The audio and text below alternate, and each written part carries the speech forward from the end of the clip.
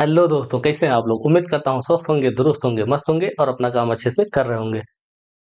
दोस्तों, उम्मीद करता हूँ आप लोग पढ़ रहे होंगे और अपने लक्ष्य की तरफ अग्रसर हो रहे होंगे।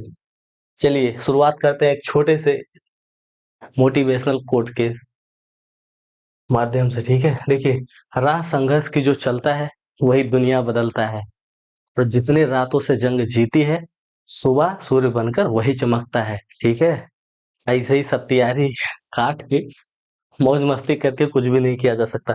भैया आज हम लोग को पढ़ना है टीपीए। टीपीए में मैं आप लोग को याद होगा कि मैं इसके पहले वाले वीडियो में थोड़ा सा डिस्क्राइब किया था कि टीपीए में है क्या, कैसे इसको किसने ड्राफ्ट किया था, क्या क्या महत्वपूर्ण है, वो सब आप देखे होंगे तो ठीक है, वरना पिछले वीडियो में जाके देख सकते हैं। ठीक है, चलिए आगे बढ़ते हैं। और हाँ भैया, देखिए, टीपीए का आज हम लोगों को पढ़ना है धारा 2 से लेकर, हम धारा 2 और 3 पढ़ेंगे, इतना ही बहुत हो जाएगा। ठीक है, अगर बोर नहीं होंगे तो आगे पढ़ लिया जाएगा।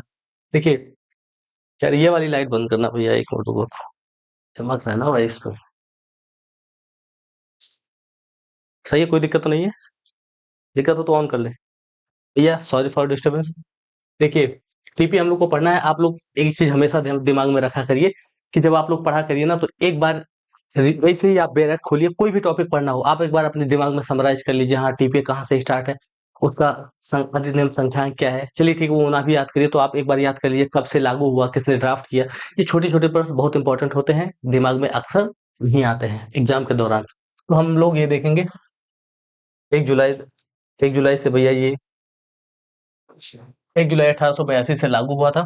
और ड्राफ्ट किसने किया था वो आप लोग जल्दी से कमेंट करके हमको बताइएगा। ठीक है, इसको थोड़ा सा पेन पतला कर लेता हूँ भाई। आज हम लोग धारा 2 पढ़ेंगे। धारा 2 है अधिनियमों का निरसन। इससे पता है, जब हम लोग के गुरुजी लोग पढ़ाते हैं नहीं भी समझ में आता है तो हम लोग डरते हैं, पूछ नहीं पाते हैं। मैं तो आप लोग आपका गुरु हूँ नहीं, दोस्त हूँ। कभी भी कुछ भी ना समझ में आए तो आप कमेंट करके पूछ सकते हैं, मैं उस पे से ना होगा तो उस पर एक अलग वीडियो बना दिया करूंगा, या तो फिर अगर लाइव चला करे तो आप लोग लाइव ही ज्वाइन कर लिया करिए, उसमें समस्याओं का निदान एडवांस हो जाया करेगा। ठीक है, देखिए भैया, लाइव हम लोग का 11 बजे या 10 बजे से 11 बजे तक रहता है दिन में। देखिए, अधिनियमों का निरसन में हम लोग पढ़ेंगे कि वे राज्य क्षेत्र, अभी सुनिए, अभी मैं आप लोग को डायरेक्ट बताऊंगा, पहले थोड़ा सा चार्ट बनाया हूँ वो हम लोग देख लेते हैं। ठीक है, धारा 1 और धारा 2, धारा 2 और धारा 3 का चार्ट हम लोग देखेंगे। उसके बाद डायरेक्ट देखेंगे, जैसे इसके पहले वाले वीडियो में मैंने किया था। देखिए, धारा 2 है अधिनियमों का निरसन। अब इसमें बताया गया है कि वे राज्य क्षेत्र जहां पर इस अधिनियम का विस्तार है। अब इस अधिनियम का क्या मतलब है? टीपीए का, ट्रांसफर ऑफ प्रॉपर्टी का जहां विस्तार है, वहां पर मैंने एक चार्ट बनाया। देखिए, दो पार्टीशन यहाँ पे किया है। वे अधिनियम निरसित हो जाएंगे जो निम्नलिखित है, यानी कि ये वाले अधिनियम। कौन से अधिनियम? जो अनुसूची में वर्णित है वे अधिनियम निरसित हो जाएंगे। अनुसूची कौन सी?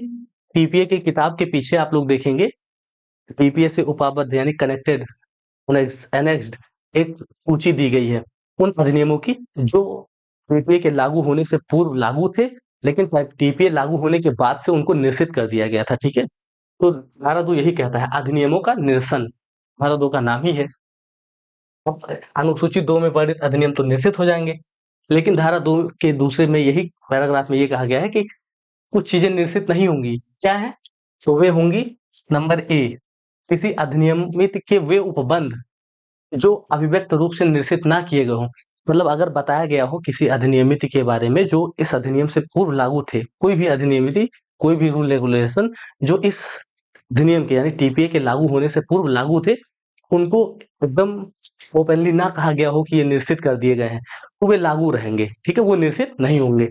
और दूसरा कहा है कि कोई भी संविदा, कोई भी कॉन्ट्रैक्ट, निबंधन, निर्बंधन मतलब कि शर्त, ठीक है, या प्रसंगति, कोई भी संविदा, निबंधन या प्रसंगति जो टीपीए से संगत है, संगत है मतलब जो इस टीपीए से विरुद्ध नहीं है, ठीक है, अपोजिट बात नहीं करते हैं, और उस समय प्रवृत्त विधि द्वारा अनुज्ञात है यानी अलाउड है। मतलब कोई भी ऐसा रूल रेगुलेशन जो टीपीए से संगत है, मतलब जो बात टीपीए करता है किसी चीज के बारे में, जो रूल टीपीए बताता है वही रूल वो भी बताती है। और वर्तमान का कोई अगर लॉ है उसके द्वारा अलाउड है कि हाँ ये मानी जाएंगी, तो वे भी निश्चित नहीं होंगी, वो लागू रहेंगी। ठीक है, अभी आपको फिर से बता दूंगा, नहीं समझ में आया होगा तो फिर से बताऊंगा। आप लोग बिल्कुल चिंता ना करिए, आराम से ऐसे करके सोए रहिए, सर पे हाथ रख के, और बाकायदे देखिए, ठीक है? खाली वीडियो देखना है, कुछ करना नहीं है भैया। सी है, विधिक संबंध से उत्पन्न कोई अधिकार या दायित्व जो टीपीए के लागू होने से पूर्व उत्पन्न हुए थे। टीपीए जब लागू हुआ उसके पहले, जैसे आज के दिन, आज का कौन सा दिन है, आप कोई भी एक डेट मान लीजिए, आज जिस दिन आप लेक्चर ले रहे हो उसके पहले, जैसे मान लीजिए आज जब आप लेक्चर ले रहे हैं तो आज ही टीपीए लागू हुआ था। टीपीए वैसे लागू हुआ था 1 जुलाई 1882 को। 1 जुलाई 1882 के पूर्व जो भी कॉन्ट्रैक्ट हो गए थे, कोई भी अधिकार उत्पन्न हो गया था, वो लागू रहेंगे टीपीए लागू होने के बाद भी। जैसे कोई भी अधिकार उत्पन्न हो गए हों किसी पूर्व अधिनियमिति के, जैसे 1 जुलाई 1882 को टीपीए लागू हुआ, इसके पहले जो अधिनियमिति भारत में लागू थे या किसी राज्य क्षेत्र में लागू थे, उसके दौरान किसी ने उसी के नियम के अनुसार किसी ने कॉन्ट्रैक्ट कर लिया, कोई भी, मतलब कोई भी अधिकार उत्पन्न हो गया, वो टीपीए लागू होने के बाद भी लागू रहेंगे, ठीक है? ऐसा नहीं है कि वो, लेकिन अब कैसे वो विधिक संबंध से उत्पन्न हुए हों, मतलब वो लीगली संबंध बनाए गए हों, कॉन्ट्रैक्ट लीगली किए गए हों, वैसे नहीं, ठीक है? ये हो गए, वो लागू रहेंगे। चौथा है, 4 ही था इसमें भैया, विधि की क्रिया द्वारा या सक्षम अधिकारिता वाले न्यायालय के डिक्री या आदेश के द्वारा, या उसके निष्पादन में हुआ कोई अंतरण, कोई भी अंतरण। कैसा अंतरण? जो विधि की क्रिया द्वारा, ठीक है, ऑपरेशन ऑफ लॉ द्वारा, या सक्षम अधिकारिता, कोई किसी न्यायालय, कोई भी न्यायालय जिसको अधिकारिता है उस मामले पर, ठीक है, उसके निष्पादन में या उसके डिक्री आदेश में या उसके निष्पादन में कोई भी, मतलब अंतरण अगर हुआ है, मान लीजिए कि कोर्ट ने कह दिया कि भैया ये संपत्ति आपकी नहीं है, आप उनको ट्रांसफर करिए, तो उसके द्वारा ट्रांसफर, कोई भी संपत्ति, अगर संपत्ति ट्रांसफर कर दी गई है या कोई भी अंतरण, कोई भी ट्रांसफर, वो निरसित नहीं होगा, ठीक है? वो लागू ही रहेगा, सिवाय बी का, मतलब थोड़ा सा अपवाद है, सिवाय धारा 57 और चैप्टर 4 टीपीए के। टीपीए की धारा 57 और चैप्टर 4, इन दो नियमों के अलावा कोई भी अंतरण निश्चित नहीं होगा, जो विधि की क्रिया द्वारा किया गया है या फिर सक्षम न्यायालय के आदेश द्वारा किया गया है, ठीक है? कोई भी अंतरण निश्चित नहीं माना जाएगा। ऐसा अंतरण निश्चित नहीं माना जाएगा जो या तो विधि की क्रिया द्वारा किया गया हो अंतरण, या तो फिर न्यायालय के आदेश द्वारा किया गया हो अंतरण, ठीक है? ये रहा हम लोग का धारा 2। और धारा 2 के लास्ट में एक महीन सा छोटा सा बात लिखा गया है जिस पर लोग ध्यान नहीं देते हैं, लेकिन हम लोग देंगे भैया, क्योंकि हमारे गुरुजी ने बहुत अच्छे से पढ़ाया है, उनका धन्यवाद आप लोग भी करिए। तो मेरे कुछ लोग पूछ रहे थे मेरे गुरुजी का नाम क्या है, तो मेरे गुरुजी का नाम भैया श्री आशुतोष पाठक, विद्वान आदमी है भैया वो, ठीक है? हम जैसों को जब पढ़ा सकते हैं, टेढ़े बैलों को। देखिए भैया, इस अधिनियम यानी कि टीपीए के दूसरे अध्याय की कोई भी बात मुस्लिम लॉ के किसी भी नियम पर लागू नहीं होगा। मतलब टीपीए का अध्याय 2 क्या है? Transfer of property bye act of parties, मतलब पक्षकारों के कार्य द्वारा किया गया संपत्ति अंतरण, ठीक है?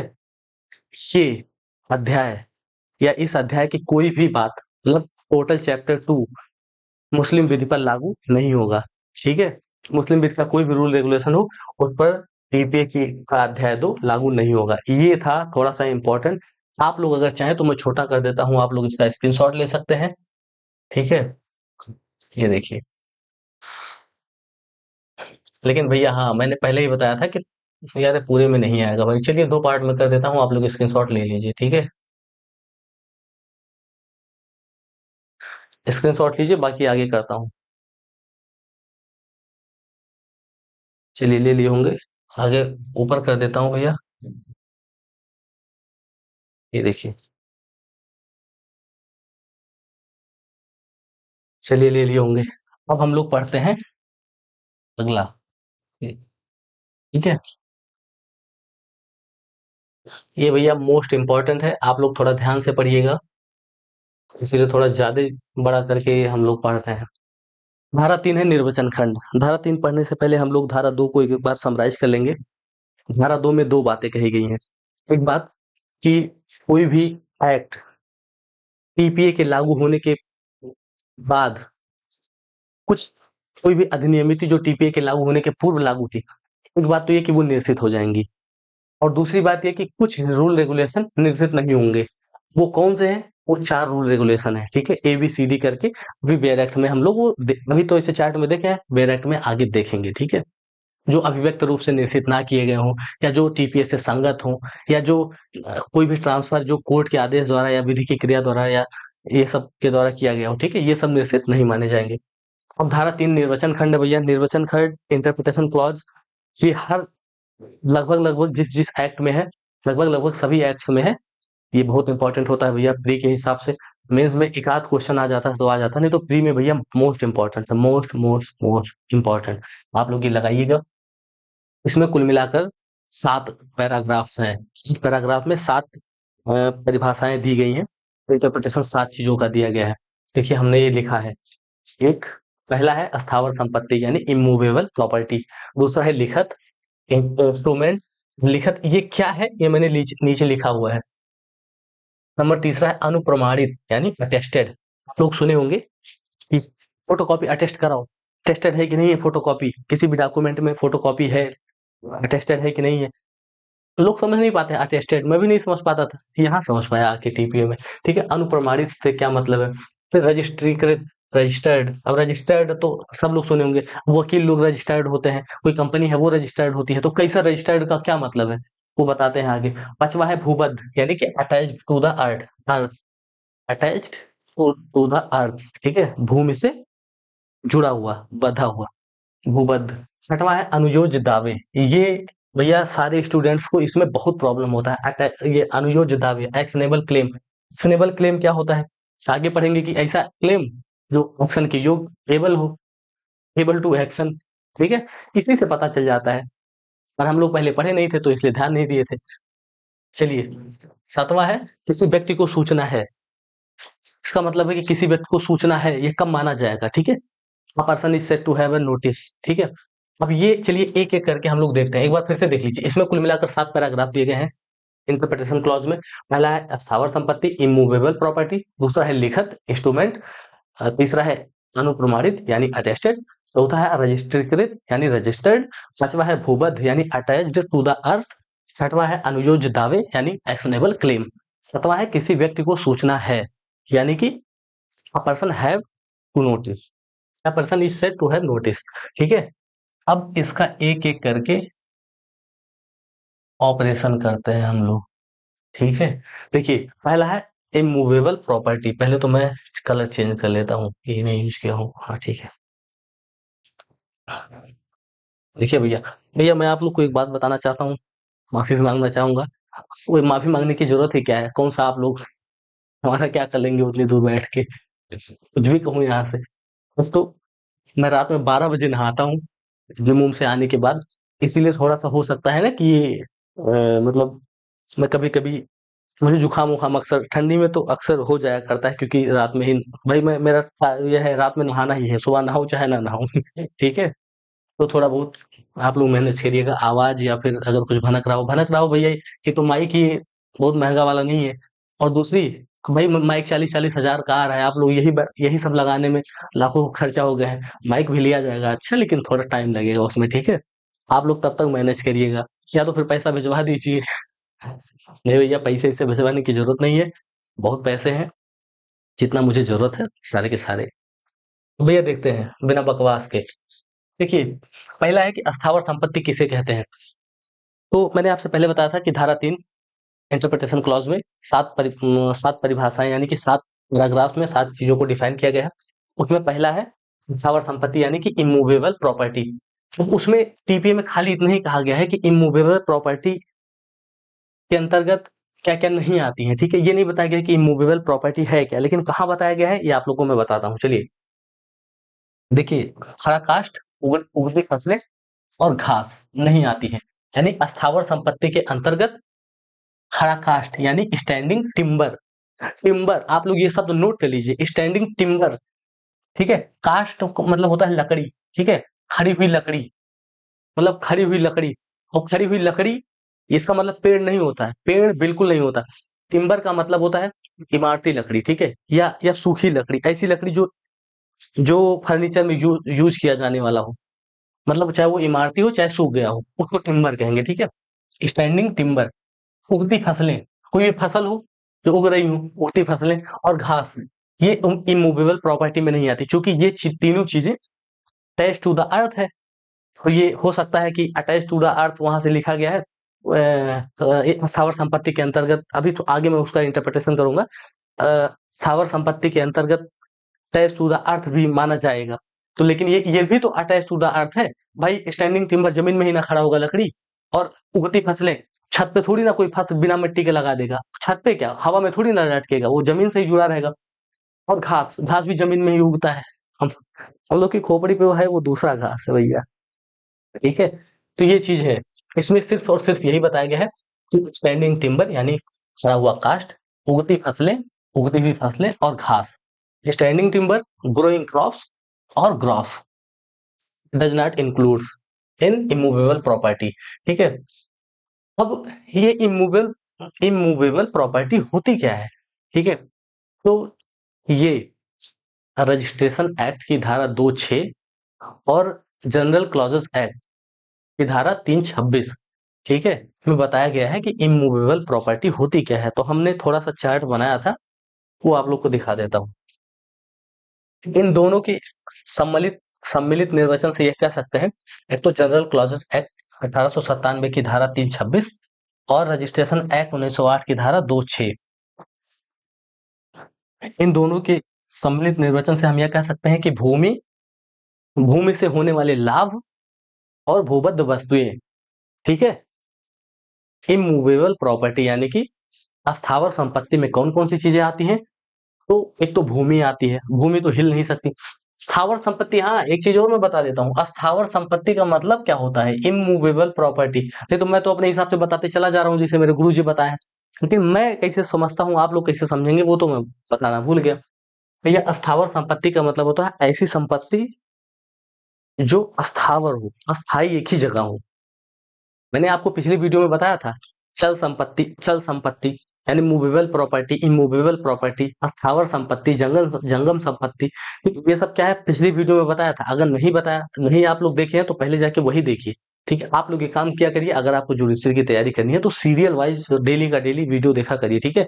वीडियो 1 2 3 ऐसे करके पहले देखे होंगे तो वो चूंकि कॉन्सेप्ट क्लियर रहेगा, ठीक है।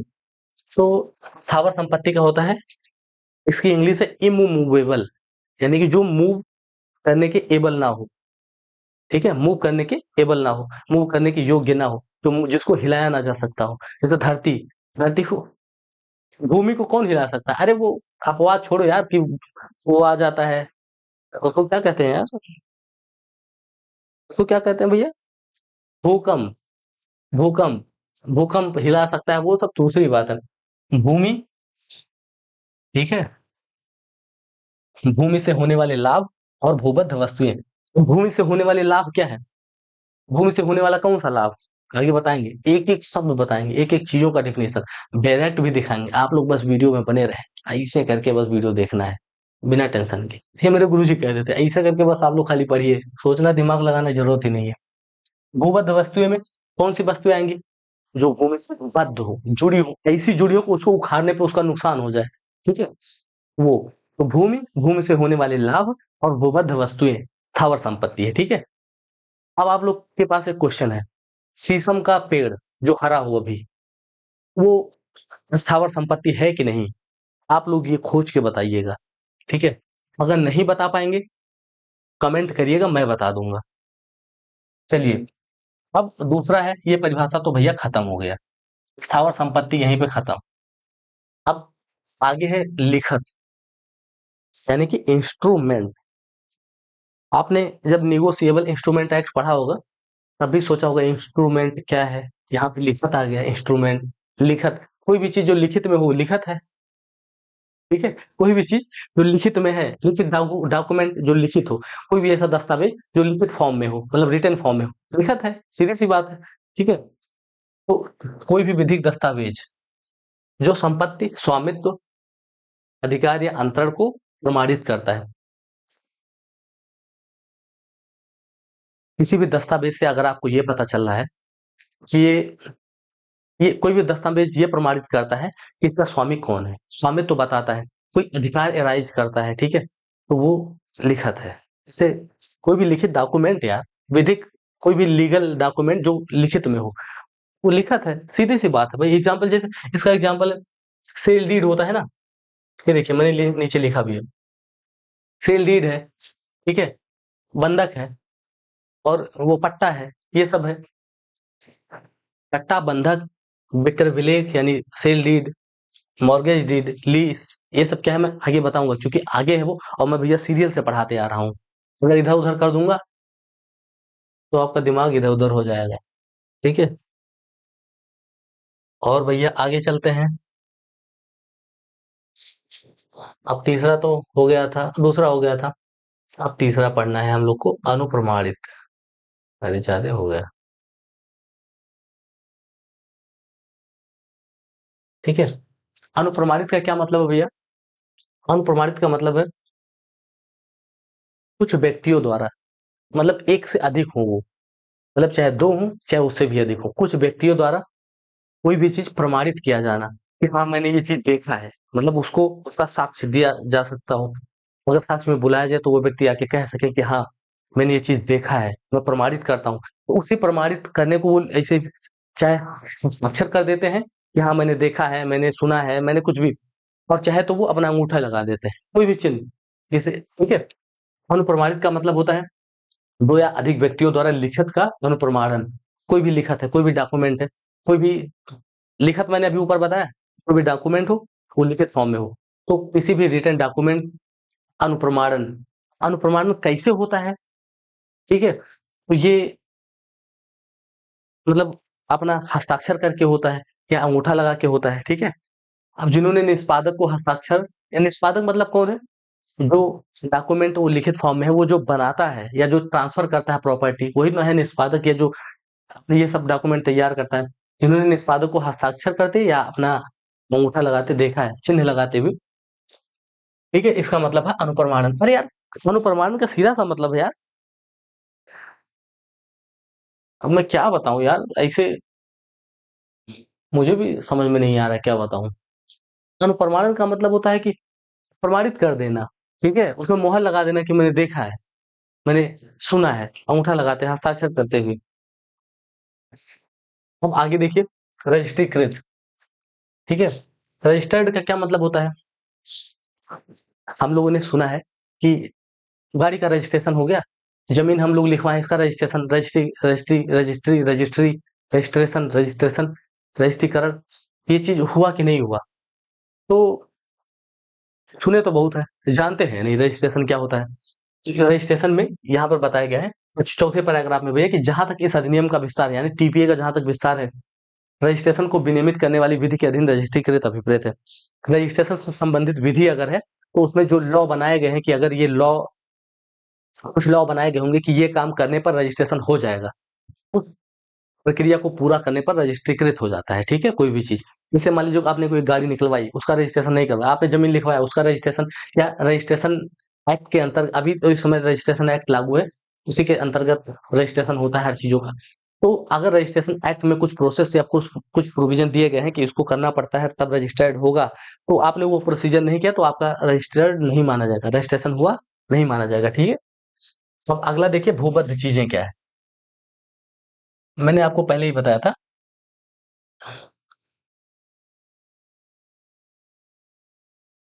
भूमध्य चीजों से क्या मतलब है? अटैच्ड टू द अर्थ से क्या मतलब है? ये 5वें पैराग्राफ में भाई पहला है कि भूमि में मूलित यानी कि रूटेड इन द अर्थ, भूमि में मूलित, और दूसरा है भूमि में निविष्ट, तीसरा है भू मतलब निविष्ट वस्तुओं से जुड़ी हुई वस्तु। भूमि में मूलित का क्या मतलब है? रूटेड इन द अर्थ का क्या मतलब है? ऐसी चीजें जो जिसकी जड़ जमीन में हो, जैसे पेड़ कि उसकी जड़ जमीन में होती है। अब भूमि में निविष्ट यानी एम्बेडेड इन द अर्थ, इसका क्या मतलब है? एम्बेडेड या अर्थ का मतलब है जिसका निचला सिरा, जड़ नहीं कह सकते इसको, जैसे भवन है तो उसका निचला या जिसका बेस जमीन में हो, ठीक है? जो जुड़ी हो, हम लोग जो लगाए हो, जैसे कोई भी दीवार है, कोई घर है, ठीक है? ये एम्बेडेड इन द अर्थ कहा जाएगा, भूमि में निविष्ट यानी कि लगाया गया भूमि में, ठीक है? भूबद्ध वस्तुओं से जुड़ी ऐसी वस्तुएं जिनका उपयोग स्थायी लाभप्रद उपयोग होता है, ठीक है, अस्थायी लाभ के लिए है उनको। इसका क्या उदाहरण होगा? इसका जैसे खिड़की दरवाजा, ऐसी वस्तुएं जो भूबद्ध वस्तुओं से इसलिए जुड़ी है ताकि उसका अस्थायी लाभ लिया जा सके। फिर से बताता हूँ, रूटेड इन द अर्थ यानी कि भूमि में मूलित, मूल माने जड़ होता ही है, भूमि में मूलित का मतलब है रूटेड इन द अर्थ, उसका जड़ जमीन में लगाया गया हो, उसका जड़ जमीन में हो।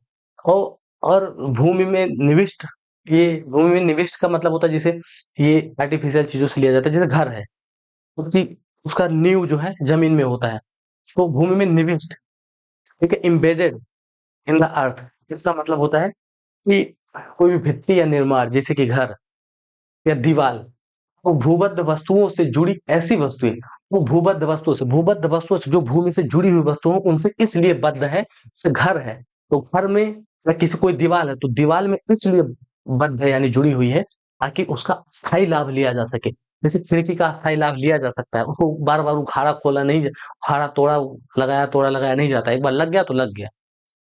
ठीक है, तो ये है भैया आपका कचवा।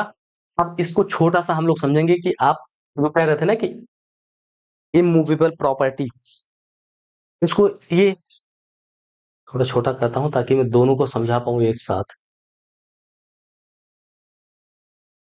भूबद्ध का एक और जगह से जोड़ देता हूं भूबद्ध को, ठीक है। देखिए भूबद्ध अटैच्ड टू द अर्थ है, ये स्थावर संपत्ति से थोड़ा सा रिलेट करता है कि नहीं करता, आप लोग एक बार सोचिए। भूबद्ध और स्थावर संपत्ति ये दोनों रिलेट करता है ना? हाँ करता है बिल्कुल। तो इमूवेबल प्रॉपर्टी की जब हम लोग परिभाषा देखेंगे तो ये तो कुछ बताता नहीं है। TPA transfer of property act धारा 3 जो है ये कुछ बताता नहीं है कि क्या चीजें भूबद्ध है, क्या चीजें स्थावर संपत्ति है। ये खाली इतना ही कहता है कि immovable property does not include, ठीक है, does not include spending timber, growing crops और ग्रॉस। ये स्पेंडिंग टिम्बर को, ग्रोइंग क्रॉप्स को और घास को ये इंक्लूड नहीं करता है, ठीक है, धारा 3 टीपीए इमूवेबल प्रॉपर्टी में। लेकिन धारा 326, धारा 3 का 26वां खंड, किस किस अधिनियम की धारा 3? तो general clauses act, general clauses act की धारा 326 के अंतर्गत इमूवेबल प्रॉपर्टी में कौन कौन सी चीजें आती हैं? एक तो लैंड हो गया, लैंड्स, भूमि, benefits arising out of lands, ऐसी ऐसी लाभ, ऐसा लाभ जो जमीन से आती हो, ठीक है, भूमि से होने वाले लाभ, ठीक है, benefits arising out of land, भूमि से होने वाले लाभ। और things attached to the earth, ये देखिए भूबद्ध आ गया। अब पांचवा हम लोग क्या देखे थे? ये देखिए भूबद्ध, यहां से जुड़ गया ना सीधे। ये देखिए भूबद्ध अटैच टू द अर्थ यानी भूबद्ध से आप क्या समझेंगे? रूटेड इन द अर्थ, जमीन में मूलित, भूमि में मूलित, उसकी जड़ जमीन में हो, जैसे tree. Embedded in the earth, भूमि में निविष्ट, जैसे कि जैसे कोई दीवार या घर। Attached to what is so embedded for the permanent beneficial enjoyment, जो परमानेंट बेनिफिशियल हो यानी स्थायी लाभप्रद के उपयोग के लिए हो, जो एम्बेडेड हो, एक तो जमीन में एम्बेडेड हो मतलब निविष्ट हो, और उस निविष्टि में परमानेंट बेनिफिशियल के लिए जो लगा हो, जुड़ा हो, ठीक है, जैसे खिड़की दरवाजा, वो, तो ये चीजें भूबद्ध में आ जाएंगी, ठीक है। अब जनरल क्लॉजेस एक्ट की ये चीजें आप लोग देख लीजिए, जनरल क्लॉजेस एक्ट की धारा 326 सीधे भूबद्ध से जुड़ता है, ठीक है, ये हो गया। अब भैया आप लोग अगर चाहें तो इसका स्क्रीनशॉट ले सकते हैं, मैं थोड़ा सा छोटा कर देता हूं, लेकिन भैया स्क्रीनशॉट लेते समय आप लोगों से कोई एक पर्सनल एडवाइस है कि आप जो है, कहाँ गए, इसके ऊपर भी है क्या? जहाँ है, ठीक है, 3 से यहाँ से थोड़ा जूम कर देता हूँ, अच्छे से आ जाएगा, वरना भैया पढ़ते पढ़ते आंख तो चली ही जाती है। लीजिए लीजिए स्क्रीनशॉट लीजिए, फिर आप ऊपर करता हूँ, ले लिए होंगे। अच्छा, थोड़ी देर और दे देता हूँ, चलिए ऊपर करता हूँ।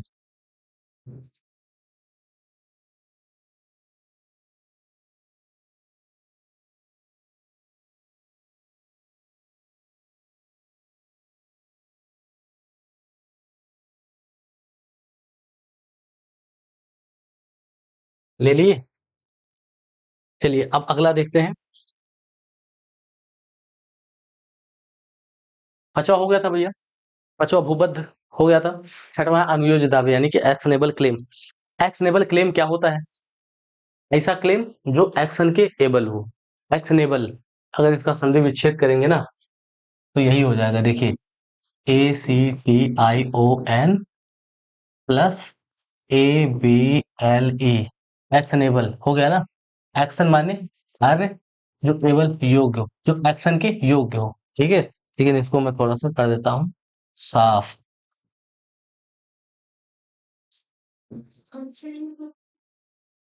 ऐसा दावा इस पर एक्शन लिया जा सकता हो जिसको सिविल कोर्ट मानता हो कि ये आधार हैं अनुतोष देने के, ठीक है।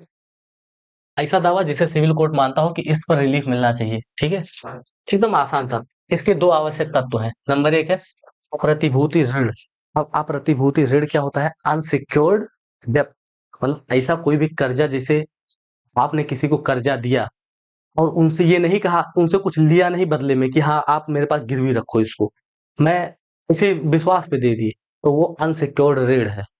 तो उसको वसूलने के लिए मेन रूप से ये एक्शनेबल क्लेम का शब्द का प्रयोग किया जाता है। तो अब एक्शनेबल क्लेम में कौन कौन सी चीजें आएंगी, कौन कौन सी चीजें नहीं आएंगी, वो बाद में बताएंगे। एक अलग से लिस्ट बना के हमारा आप लोग को दे देंगे, टेंशन की कोई बात नहीं। बस ऐसे करके खाली वीडियो देखना है, वो भी सो के, ठीक है। जब नींद आने लगे तो वीडियो देखना ताकि नींद अच्छी आए, ठीक है। अब एक तो है अप्रतिभूति ऋण यानी कि अनसिक्योर्ड, जो सिक्योर्ड ना हो, जिस पर प्रतिभूति ना लिया गया हो। तो प्रतिभूति का मतलब होता है कि अगर आप धन दे रहे हैं तो उसके बदले में कुछ ले लेंगे, रख लेंगे कि जब हमारा धन वापस होगा तब मैं इसको लौटा दूंगा, ठीक है। उसे प्रतिभूति कहते हैं। अब देखिए चल संपत्ति में लाभप्रद हित होना चाहिए।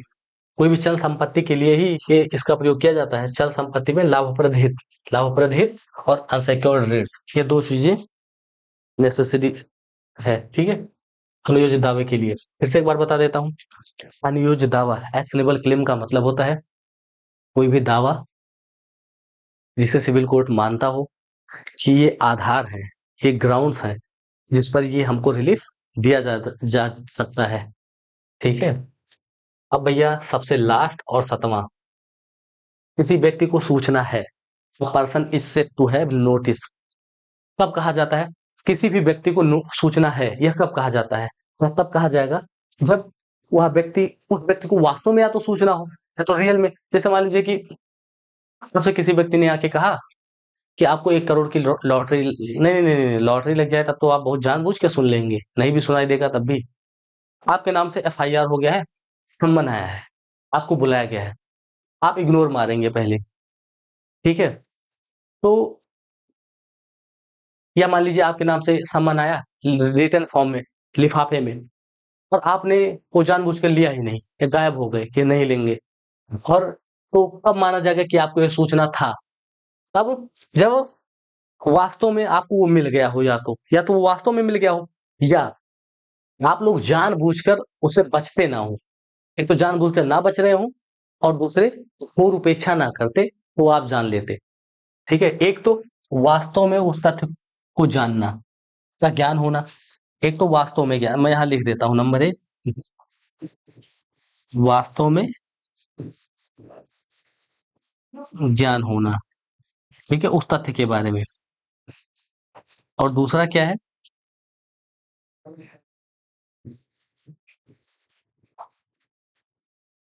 जानबूझकर प्रवृत्त रहना,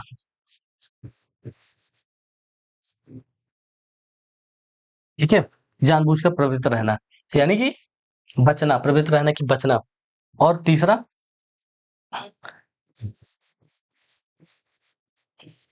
घोर उपेक्षा ना करता, घोर उपेक्षा ना करता तो जान लेता, ठीक है। घोर घोर उपेक्षा के कारण नहीं जान पाया। ये 3 चीजें हैं। किसी व्यक्ति को सूचना है, ये कब कहा जाएगा? जब उसको वास्तव में सूचना हो, या तो फिर वो जानबूझकर बच रहा हो कि मैं सूचना ही नहीं लेना चाह रहा हूँ, या फिर अगर घोर उपेक्षा ना करता तो वो जान लेता। तो ये इन तीनों चीजें कंस्ट्रक्टिव उसका है भैया, ये माना जाता है कि इसे इसे माना जाएगा, ठीक है, सूचना है, माना जाएगा। चलिए ठीक है, ये रहा। देखिए और कुछ बचा है आप लोग के लिए कि नहीं बचा है? भैया कुछ भी नहीं बचा है, ठीक है, ये वहीं से आ गया। अब आप लोग को बैरक दिखाने का टाइम आ गया है कि आप लोग अगर चाहें तो स्क्रीनशॉट ले सकते हैं इसका। देखिए, एक्शनेबल क्लेम का और किसी व्यक्ति को सूचना है, इन दोनों का ले लीजिए जल्दी से।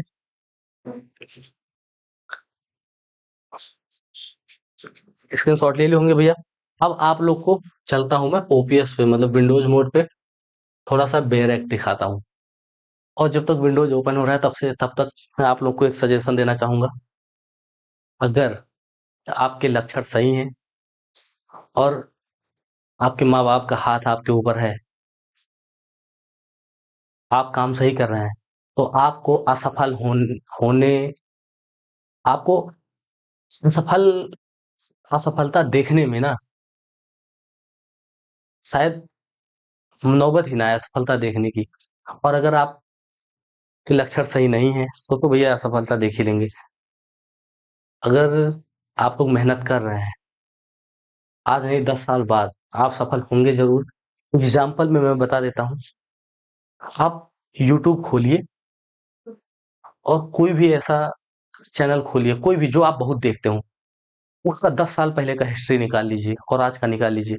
कोई भी, जैसे मैं हूँ, मैं जब पहला अपना वीडियो बनाया था तब देख लीजिए और आज का देख लीजिए। भाई मैं मेहनत करता हूँ, ठीक है, आज नहीं 10 साल बाद जो चीजें होनी है वो होनी है, 100% तय है। आप जज बनने के रास्ते में हैं, उस दौर में हैं। उस लक्ष्य को पाने के लिए अगर निरंतर अग्रसर हो रहे हैं, तो आज नहीं 4 साल बाद, 5 साल बाद। और पीसीएसजे आपका 35 साल तक पैसे पीसीएसजे देने का टाइम रहता है, उसमें मान लीजिए नहीं हो पाया, 35 से 45 तक एडीजे यानी एचजीएस देने का के लिए आप लोग एलिजिबल हो जाएंगे, वो दीजिए। 100% सिलेक्शन तय है कहीं ना कहीं। लेकिन अगर लगातार लगे रहेंगे तो, मैं आप लोग को ये पढ़ा रहा हूँ ना इसीलिए, क्योंकि मेरा बैरक इतना, मैं इतना बार पढ़ लिया था ना, छूने का मन नहीं कर रहा था। मैंने ट्रिक निकाला हूँ कि रट लूंगा। आप लोग को पढ़ा रहा हूँ तो ऐसे थोड़ी रट के खड़ा हूँ, ठीक है।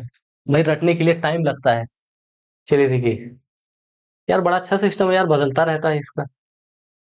हाँ बैरक कहाँ है भैया, आ जाओ। और भैया देखो, मैं ऐसा कुछ नहीं कि कुछ स्पेशल चीजें वहां से यहाँ से लेके आया हूँ।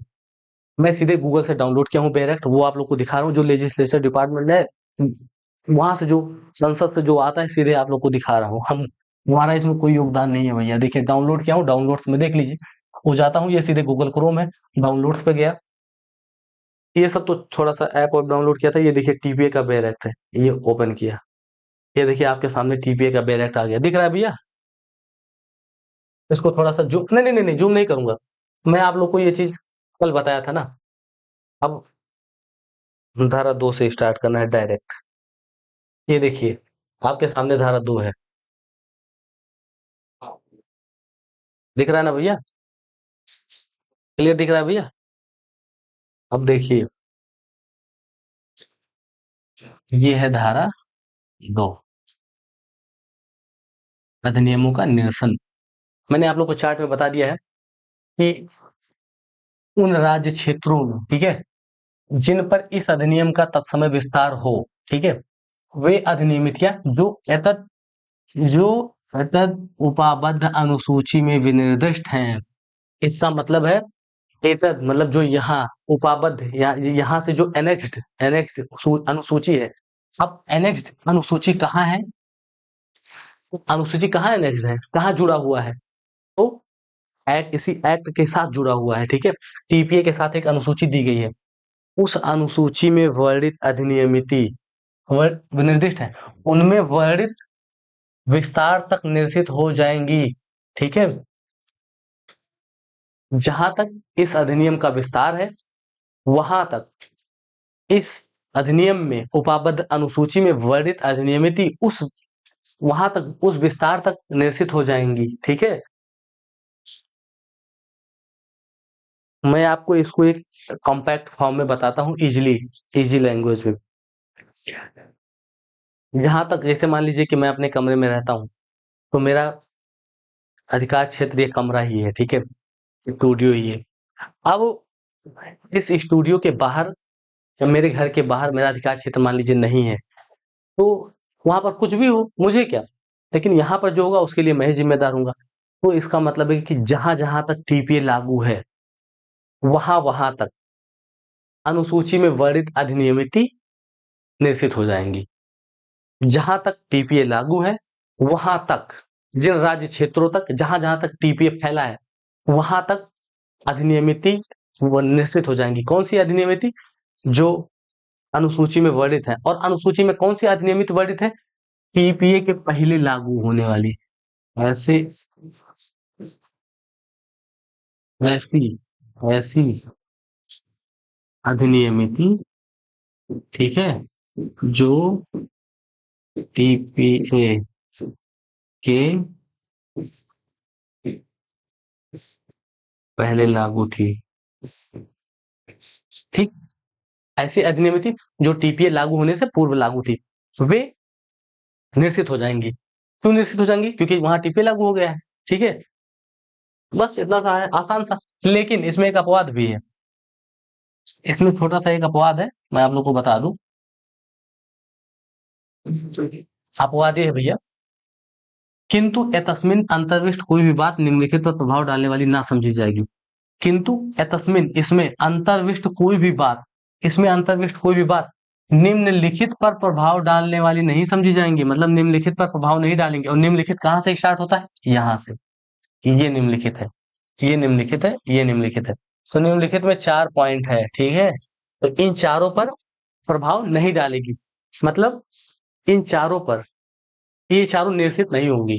सुन लो भैया, नहीं तो वो होगा, वो इको इको इको होगा ना। अच्छा अच्छा, कर दो, बंद कर दो ना भैया।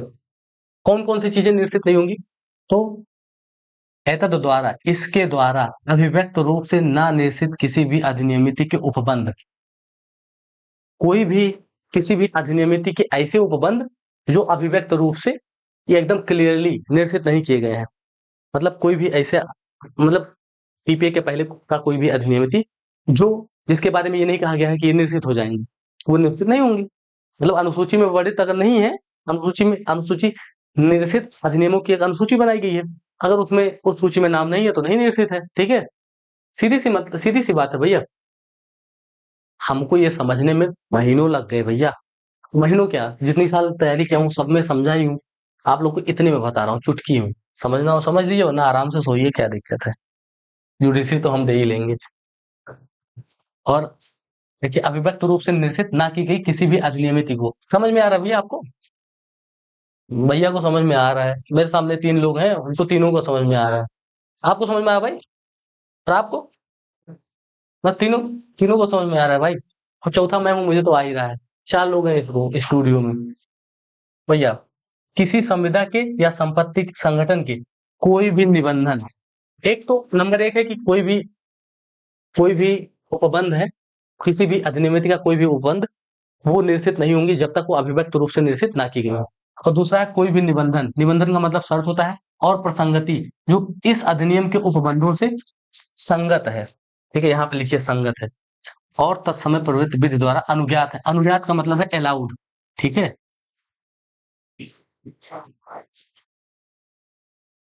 ठीक है, कोई भी विधि, कोई भी लॉ, रूल रेगुलेशन जो टीपीए से संगत है, मतलब टीपीए से मिलता जुलता है, टीपीए का विरोध नहीं करता है।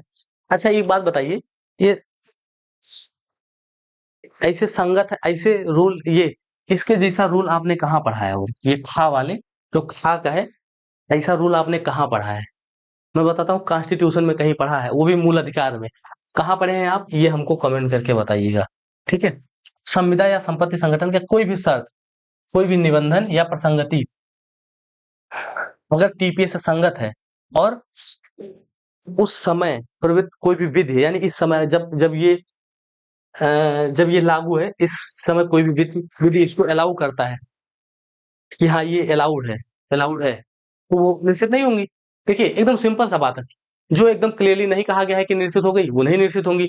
और जिसके बारे में जो संगत है, जो मिलता-जुलता है, या जो विरोध नहीं करता है, वो भी लागू रहेंगी, निश्चित नहीं होंगी। सीधी-सी बात है, फैक्ट है।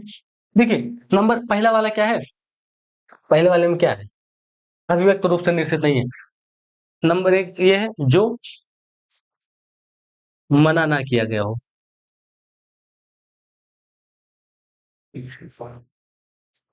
मतलब जो अभिव्यक्त रूप से निश्चित ना किया गया हो। नंबर एक है जो अभिव्यक्त रूप से निश्चित ना किया गया हो। कोई भी रूल रेगुलेशन जो अभिव्यक्त रूप से निश्चित ना किया गया हो वो लागू रहेगा, निश्चित नहीं होगा। और कोई भी मतलब निबंधन और प्रसंगति जो टीपीए से संगत हो और उस समय प्रवृत्ति किसी विधि द्वारा अलाउड हो कि लागू रहेंगी तो वो लागू होंगी। ठीक है।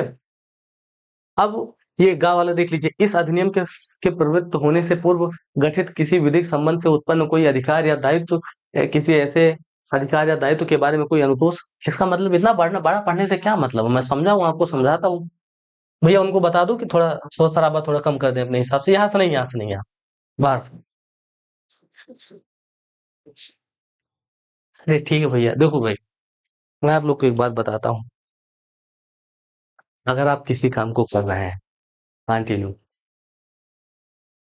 तो आपका सपोर्ट करने वाले इतने उतने एक दो चार मैक्सिमम लोग होंगे। मैक्सिमम आपके घर वाले होंगे, दोस्त होंगे, के गुरु लोग होंगे, या जो आपका भला चाहते हैं, कि आप चाहते हैं कि आप किसी भी तरीके से कुछ भी करके थोड़ा सा अपने लाइफ में सक्सेसफुल होइए, लोगों की हेल्प करिए।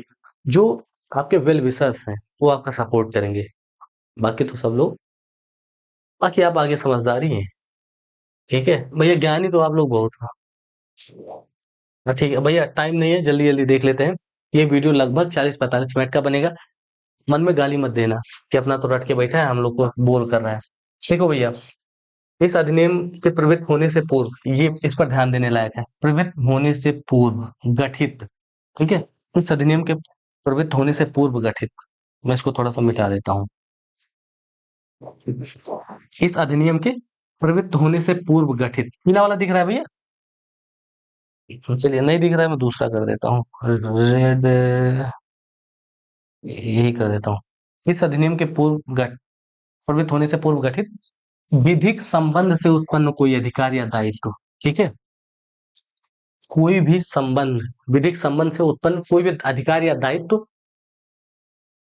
या उसके बारे में, दायित्व के बारे में कोई अनुतोष, ये, ठीक है, इस अधिनियम के प्रवृत्त होने से पूर्व, यानी कि टीपीए के लागू होने से पूर्व विधिक संबंध से, यानी लीगल संबंध से अगर कोई भी अधिकार या दायित्व उत्पन्न हो रहा है या ऐसा कोई अनुतोष उत्पन्न हो रहा है, तो वो लागू रहेगा, निरसित नहीं होगा।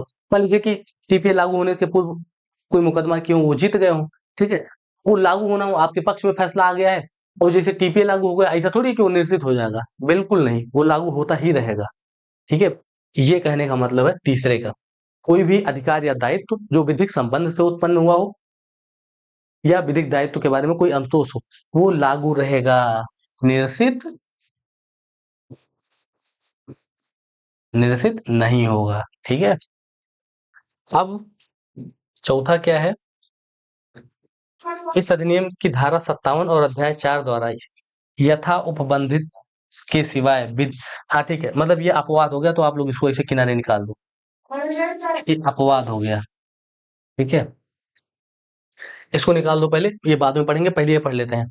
विधि की क्रिया द्वारा, नहीं दिख रहा है? ठीक है, लो भैया, देखो, विधि की क्रिया द्वारा या सक्षम अधिकारिता युक्त न्यायालय की डिक्री या आदेश के द्वारा हुआ कोई अंतरण, इसका मतलब है कोई भी ट्रांसफर। इसको स्टार्टिंग से अगर लें हम लोग तो ऐसे देखेंगे, सीरियल वाइज अगर लिखेंगे तो देखें, नंबर एक पे ये लिख लें, कोई अंतरण, नंबर एक हो गया। ठीक है, कोई अंतरण जो कैसे हुआ हो, जो विधि की क्रिया द्वारा या सक्षम अधिकारिता युक्त न्यायालय द्वारा हुआ हो। ठीक है, कोई भी अंतरण जो विधि की क्रिया, मतलब मैं क्या बताऊं यार, समझ लो, बाकी आगे देखते रहना, फिर दिमाग में आ ही नहीं रहा है। जैसे विधि की क्रिया द्वारा, यानी कोई कोई कॉन्ट्रेक्चुअल मैटर हो, ठीक है, या कोई कोर्ट, चाहे वो कोई कॉन्ट्रेक्चुअल मैटर हो, विधि की क्रिया, जैसे कॉन्ट्रैक्ट होता है ना कि एक दोनों में कॉन्ट्रैक्ट हो गया वो, या सक्षम अधिकारिता वाला कोई न्यायालय हो, उसके आदेश या डिक्री द्वारा अगर कोई अंतरण हो रहा है, जैसे मान लीजिए आप दोनों ने कॉन्ट्रैक्ट कर लिया कि ये चीजें हम लोग ट्रांसफर करेंगे एक दूसरे को, ये हम आपको पैसा देंगे, आप हमें जमीन देंगे, वो चीज, और दूसरी, सब किसी न्यायालय ने आदेश दे दिया कि आप ये चीज इनको ट्रांसफर करिए, वो दोनों चीजें। ठीक है, तो ऐसे ऐसे परिस्थिति में हुआ कोई अंतरण निश्चित नहीं माना जाएगा, सिवाय सिवाय धारा 57 और अध्याय 4 के। यानी धारा 4 और अध्याय 57 में अगर कोई अंतरण हुआ हो तो वो हो सकता है, ठीक है। लेकिन अगर विधि की क्रिया द्वारा या न्यायालय न्यायालय के आदेश या डिक्री द्वारा अगर कोई अंतरण हुआ है तो वो निश्चित नहीं होगा, ठीक है। मतलब लीगल कोई कोई चीज लीगल है तो वो, जैसे अब मान लीजिए, जैसे मैं एक बहुत आप लोग को अच्छा उदाहरण बता रहा हूँ, क्रिमिनल मैटर्स जो कि 1 जुलाई 2023 के पहले संस्कृत थे, जो जिस पे चल रहा था, वो ये तीनों एक्ट जो बदले गए हैं, आईपीसी, सीआरपीसी, एविडेंस, ये बदला गया है बीएनएस, बीएनएसएस, बीएसए में। ये इन तीनों के पहले जो मैटर थे, क्या वो इन तीनों के लागू होने के बाद खत्म हो गए हैं? क्या नहीं हुए हैं? ऐसे एज इट इज चल रहे हैं, जैसे पहले चल रहे थे वैसे चल रहे हैं, उसी रूल रेगुलेशन से चलेगा। लेकिन अगर इसी डेट को, जिस डेट को ये तीनों लॉज एनफोर्स हुए हैं, जब से लागू हुए हैं, इसके बाद से कोई मैटर होगा, अरे यार बंद करो यार, शोर आ रहा है थोड़ा सा। अगर इसके बाद कोई भी वो होगा, ठीक है, मैटर होगा, भाई दिमाग खराब हो गया यार, कोई बात नहीं। सिचुएशंस, ऐसी परिस्थितियों में धीरे से मुस्कुराना है और कहना है all is well, all is, sorry इधर, all is well, all is well. ठीक है, दिमाग को थोड़ा ठंडा रखना है, हालांकि अभी गर्मी हो रही है यार, पंखा नहीं चला रहा हूँ, हवा की को ना आ जाए। हाँ भैया, कहाँ था, टॉपिक से भटकना नहीं है, मैं क्या कह रहा था। हाँ, प्रोसीजरल वाले पे था। कोई भी चीज अगर एज इट इज चल रहा है तो वो चलेगा, चाहे कानून लागू हो गया, आज कोई एक्ट इन्फोर्स हुआ हो, अगर उसके पहले कोई काम हो रहा है, वो लगातार जैसे मान लीजिए कोई केस था, वो पहले सीआरपीसी के हिसाब से चल रहा था, आईपीसी के हिसाब से चल रहा था, एविडेंस के हिसाब से चल रहा था, वो जब से ये तीनों लॉज बदल गए हैं, बीएनएसएस हो गया है, बीएनएस हो गया है, बीएससी हो गया है, उसके बाद चलता ही रहेगा, लेकिन किस हिसाब से चलेगा, वो पुराने लॉ के हिसाब से। अब जो, जैसे मान लीजिए कोई अपराध घटित घटित हुआ अभी 1 जुलाई 2023 के बाद से, तो वो आईपीसी, सीआरपीसी, एविडेंस के हिसाब से भैया चलेगा, इसके पहले वाले आईजीटी चलते रहेंगे। ऐसे ही ये भी है। तो विधि की क्रिया द्वारा या सक्षम अधिकारितायुक्त न्यायालय के डिग्री आदेश द्वारा या उसके निष्पाद में अगर कोई अंतरण हुआ है तो वैसे अंतरण मान्य होगा, ठीक है, वो अंतरण मान्य होगा, निश्चित नहीं होगा, सिवाय अध्याय 4 और धारा 57 के, ठीक है। अगर इन दोनों में हुआ है तो भैया वो हो सकता है निश्चित हो जाए, ठीक है, ये कहा गया है। बाकी एक छोटी सी बात और है, मैं आप लोग को दिखा दो, अरे यार कहाँ गया, इससे निकलना पड़ेगा, अच्छा नहीं नहीं नहीं, निकल लूंगा नहीं, ऐसे ही दिखा दूं, फिर आगे बढ़ूंगा, धारा जब 3 पढ़ाने लगूंगा तब देखिए। और यानी कि यहाँ से प्लस मान लिया जाएगा, और इस अधिनियम के दूसरे अध्याय की कोई भी बात, मैंने चार्ट में आप लोगों को बताया था कि इस अधिनियम यानी टीपीए के अध्याय 2 की कोई भी बात, transfer of property bye act of parties, ये दूसरा अध्याय है, ठीक है। इस अधिनियम के दूसरे अध्याय की कोई भी बात मुस्लिम लॉ पर लागू नहीं होगा। मुस्लिम लॉ को चाहे कोई भी रूल रेगुलेशन हो, कोई भी नियम हो, उस पर इस अध्याय के, अधिनियम के दूसरे अध्याय की कोई बात लागू नहीं होगी, ठीक है। बस ये था। अब धारा 3 हम लोग को पढ़ना है, तो पहले यहाँ से एग्जिट मारता हूँ। अरे यार ये क्या हुआ, ओपीएस नो सिग्नल बता रहा है भैया। चलो जब तक वो नो सिग्नल आ रहा है तब तक मैं कह देता हूँ, कहता नहीं, आप लोग को एक सजेशन देना चाह रहा हूँ, अगर मेहनत से पढ़ेंगे तो ठीक, नहीं पढ़ेंगे तो और ठीक, ठीक है। चलिए ये आ गया, मैंने आप लोग को कहाँ बताया था, धारा 3 में कहाँ बताया था यार, मोमडन लॉ पर लागू नहीं होगा, ये शायद पहले में ही था कहीं, ये तो तीसरा आ गया।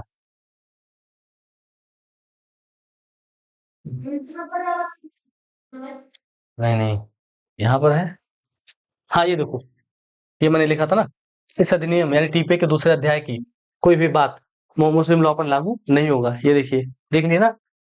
चलिए,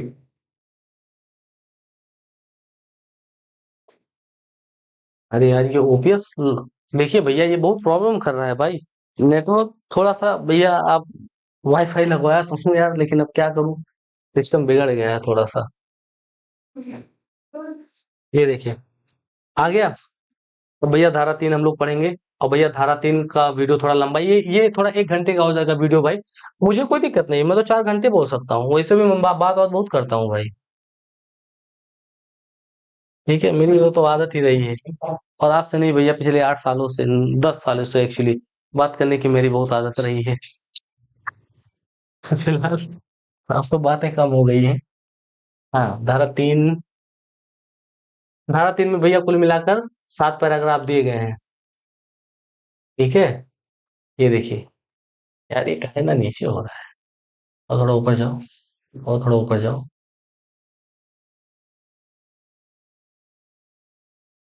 हाँ भैया, धारा 3 यहाँ से दिख रहा है। ये देखिए निर्वचन खंड है।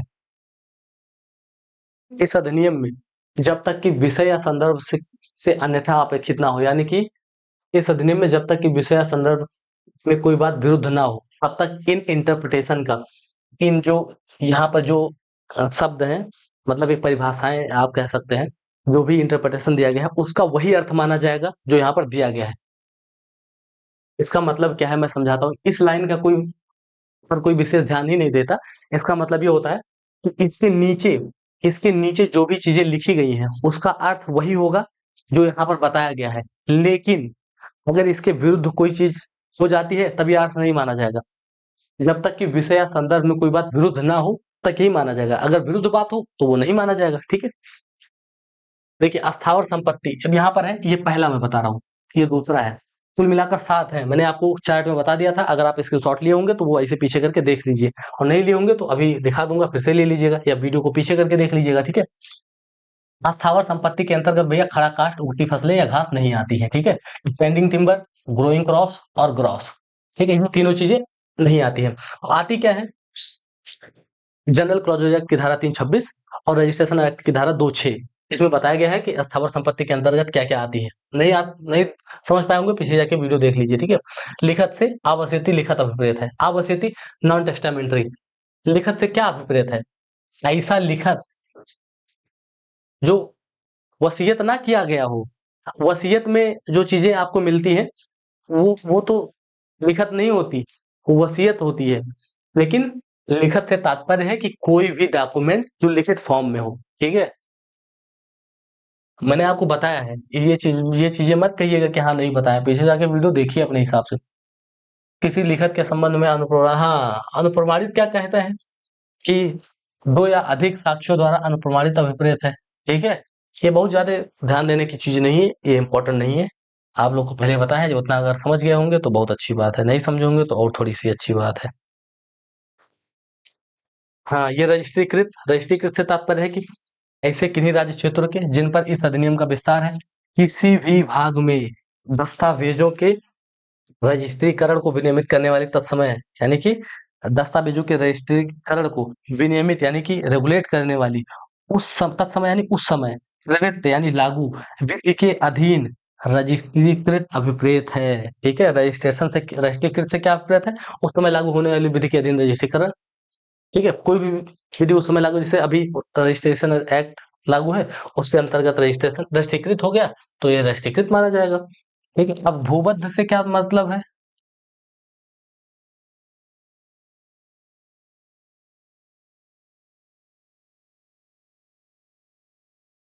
हाँ, चला गया।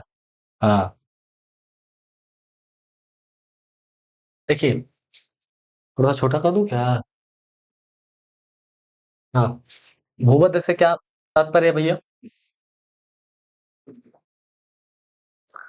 भूमध्य से तात्पर्य है भूमि में मूलित, यानी कि रूटेड इन द अर्थ, ठीक है? यहाँ पर है रूटेड, ROOTED। जैसे पेड़ और झाड़ियां भूमि में निविष्ट, एम्बेडेड इन द अर्थ, यानी भित्ति या निर्माण, भित्ति माने दीवार वाल मान लीजिए आप, या निर्माण यानी घर वर, जैसे कोई भी निर्माण आप बनाओ। ऐसी निविष्ट वस्तुओं से इसलिए बद्ध है। तीसरा क्या है? ऐसी निविष्ट वस्तुओं से इसलिए बद्ध है, यानी कि दीवाल निविष्ट वस्तु में, आप दीवाल को अगर आप अपने दिमाग में रखेंगे तो आ जाएगा आसानी से। ऐसी निविष्ट वस्तु में इसलिए बद्ध है, यानी कि दीवाल से इसलिए बद्ध है कि जिससे यह बद्ध है उसका अस्थायी फायदाप्रद उपभोग किया जा सके। जिससे यह बद्ध है, यानी कि मान लीजिए कोई खिड़की है दीवार से बद्ध है तो उसका स्थायी उपभोग किया जा सके, ठीक है? बस हो गया, आसान था, भूमध्य से है। बाकी मैंने आपको एक चार्ट भी बताया था, वो आप लोग देख लीजिएगा। भैया है, छठवां है अनुयोज्य दावे। ये पांचवा था, ये चौथा था, इसके पहले तीसरा था, ये छठवां है, ठीक है? अनुयोज्य दावे यानी एक्शनेबल क्लेम। एक्शनेबल क्लेम से आप क्या समझते हैं? स्नबल क्लेम से अस्थावर संपत्ति के बंधक द्वारा या जंगम संपत्ति की आडमान या गिरवी द्वारा प्रतिभूत ऋण से भिन्न, ये देख लीजिए, किसी ऋण का या उस जंगम संपत्ति में जो दावेदार के वास्तविक या अन्वयिक, अन्वयिक माने जो वास्तविक कब्जे में ना हो, खाली कल्पना मात्र हो, ठीक है, अन्वयिक कब्जे में है, फायदाप्रद हित का ऐसा दावा अभिप्रेत है जिसे कि सिविल न्यायालय अनुतोष देने के लिए आधार प्रदान करने वाला मानता हो, ठीक है, ऐसा कोई भी ऋण, ऐसा कोई भी दावा जिसको सिविल न्यायालय मानता हो कि इस पर अनुतोष दिया जा सकता है। फायदा प्रतिहित वर्तमान या प्रोद्भावमान, प्रोद्भाव माने जो आगे आने वाला हो, चाहे वो वर्तमान में हो चाहे वो प्रोद्भावमान हो, यानी कि जो आगे आने वाला हो, सशर्त या समाश्रित हो, चाहे सशर्त हो चाहे समाश्रित। आसान है यार, कोई दिक्कत नहीं थी, ये आप लोग पढ़े हैं, समझदार हैं, ठीक है। चलिए ये थोड़ा सा ऊपर करते हैं, अब 7वां देख लेते हैं, इसके बाद बंद करते हैं। भाई वीडियो बहुत लंबी हो रही है, आप लोग बोर हो रहे हैं, एक्चुअली मैं ही बोर हो रहा हूँ। एकदम ईमानदारी वाली बात है भाई, मैं भी कौन सा बहुत बड़ा वो हूँ भाई, गर्म हो जाता है दिमाग उमाग, तो लोग डिस्टर्ब करने वाले भी हो जाते हैं थोड़ा बहुत तो। हाँ, अब ये है, किसी व्यक्ति को सूचना है कि नहीं, a person is set to have notice, किसी तथ्य की किसी व्यक्ति को सूचना है, यह तब कहा जाता है जब वह वास्तव में उस तथ्य को जानता है, एक तो है वास्तव में उस तथ्य को जानता है, नंबर एक मान लीजिए, अथवा यदि यदि उसने ऐसी जांच या तलाश जो उसे करनी चाहिए थी, करने से जानबूझकर प्रवृत्त रहता है, जो उसे तलाश करनी चाहिए थी उसे जानबूझकर बचता रहता है, नहीं करता है, या गौर उपेक्षा करता है, तो वह माना जाएगा कि वो उस तथ्य को जान लेता है, ठीक है। तो यह मान अगर घोर उपेक्षा नहीं करता तो वह उस सत्य को जान लेता, तो यह माना जाएगा कि उसको, उस व्यक्ति को यह ज्ञान है या नोटिस है या सूचना है, ठीक है। बहुत आसान था यार। अब एक्चुअली मैं भैया थोड़ा सा जा रहा हूँ, कुछ खाने पीने टाइम हो गया है, फिर जाऊंगा थोड़ा सा काम करने लाइब्रेरी, वहां से चला जाऊंगा जिम, ठीक है, वहां से आऊंगा तो नहाऊंगा, नहाते नहाते 12 बज जाएगा, 12 बजेगा, थोड़ा सा और कुछ खाए वाएंगे पियेंगे, फिर थोड़ा सा पढ़ के सो जाएंगे 3-4 बजे तक, मन कहेगा तो। बाकी आप लोग ऐसा काम करते रहिए, और सुनिए, मैं आप लोग को एक चीज बताता हूँ, रुकिए रुकिए रुकिए, जाते जाते कुछ दे के जाता हूँ, कहाँ गया, होम पे आता हूँ, प्लस करता हूँ थोड़ा सा। इतनी बड़ी जिंदगी है, ठीक है, इतनी बड़ी जिंदगी है, इसमें इतना तो बचपने में चला जाता है, इतना तो 25 साल तक आते आते मर जाते हैं, पढ़ते पढ़ते चला जाता है, ठीक है, इतना शादी होते होते चला जाता है, ठीक है, हो जाता है ना।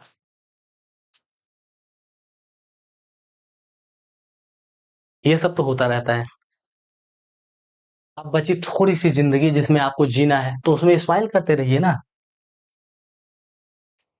स्माइल करते रहिए, क्या दिक्कत है।